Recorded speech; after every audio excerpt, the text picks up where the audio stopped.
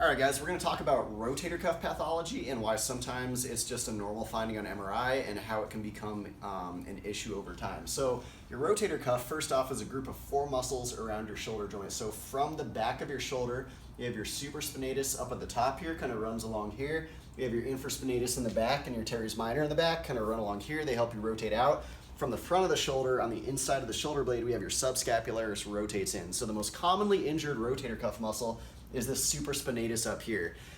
As it turns out, if you take asymptomatic people that have no shoulder pain, and you do imaging on them, around 6 to 40% of them, depending on the study and the population, have asymptomatic rotator cuff tears, partial thickness tears, and then around 8 to 46% of them have full thickness rotator cuff tears. If you take people with a painful shoulder on one side, that's due to rotator cuff pathology, and you image their other side, most of them have some sort of rotator cuff issue on imaging on their side that doesn't hurt. So basically what this says is that even though rotator cuffs can be torn, and sometimes those do contribute to symptoms, your brain has to decide there's a threat in order to get that. The nice thing about muscles, about muscle tissue, is they can transmit force laterally around tears. So the way they're set up on a structural level, when they pull, if there's a tear in the area where it's pulling, the force can be transmitted around that tear. And so long as there's not like a significant inflammatory response, or your brain is zoned in on that area deciding there's a threat, you can have a pretty much normal shoulder function even with a significant size tear.